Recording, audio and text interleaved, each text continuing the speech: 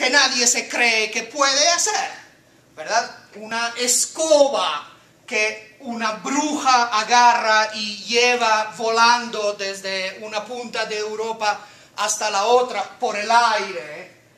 Es un concepto no solamente que va en contra de la tradición científica, etcétera, etcétera, sino que realmente un lector moderno, un actor moderno, actor en el término de un actor social, un ciudadano moderno, no se va a creer, ¿verdad?, que hay un personaje que lo pica una araña y entonces sale a resolver los problemas de la humanidad colgándose de un edificio a otro.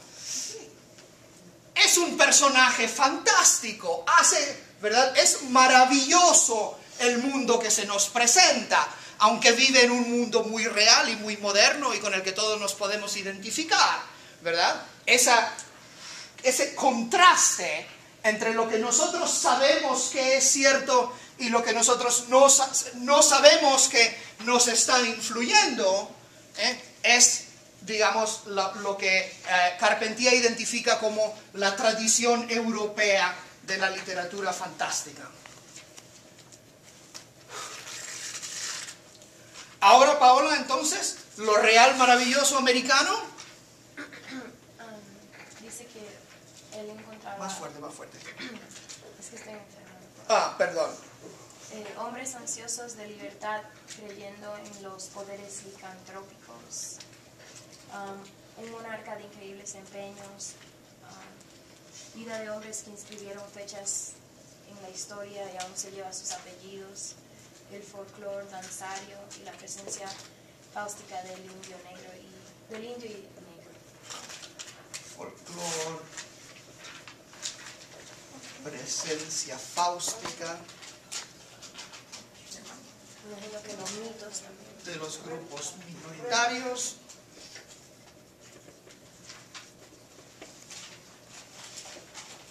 El mito.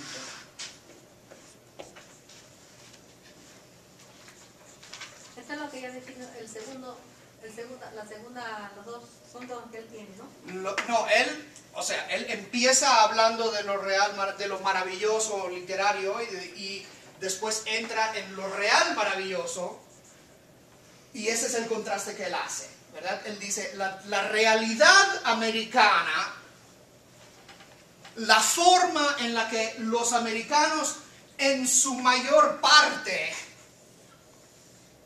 y cuando habla de eso, a veces incluso va más allá de solamente estos grupos, pero estos grupos también, ¿verdad?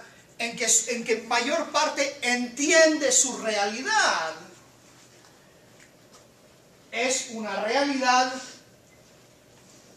es lo que influye en la forma en la que ellos actúan, y eso no tiene que ver necesariamente con lo que los europeos consideran maravilloso. Es decir, cuando un escritor europeo escribe sobre una bruja que se sube en una escoba y va desde Lisboa hasta Moscú, por ejemplo, ¿verdad?, los lectores europeos no creen en esa realidad, entienden que eso no es cierto, y la historia que se forma entonces en torno a eso no afecta la manera en la que ellos entienden el mundo. Lo que Carpentier nos está diciendo es que la historia de América es tan extraña a los ojos de la tradición europea que hay personajes que viven la historia y que marcan la historia de los países americanos que al ojo extranjero le parecerían fantásticos, pero que de todas maneras, a pesar de eso, van manteniendo la manera en la que se toman las decisiones en la tradición americana.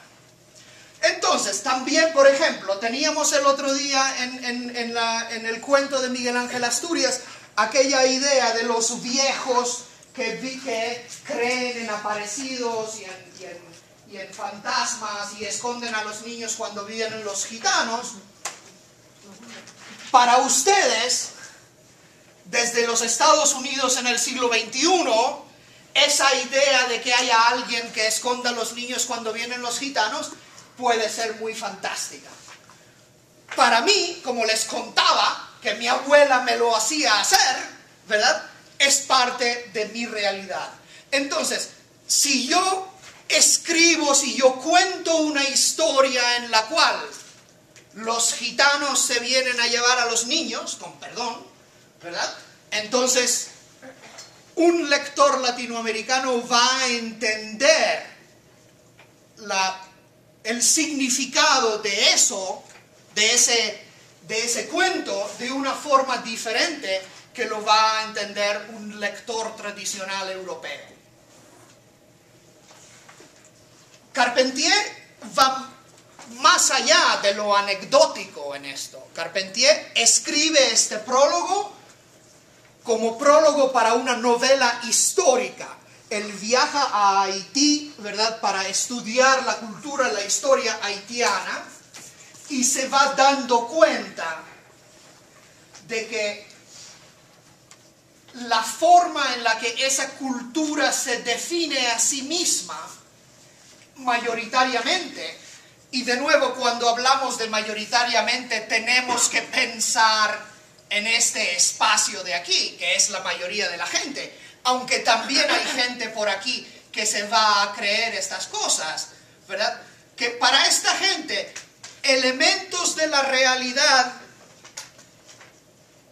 no comunes en la tradición europea o no existentes en la tradición europea van a determinar acciones reales por parte de actores reales que no tienen interpretación considerada lógica en los esquemas europeos. Es decir, la historia de Haití. ¿Alguien sabe qué pasa en Haití a finales del siglo XVIII? ¿La independencia de quién?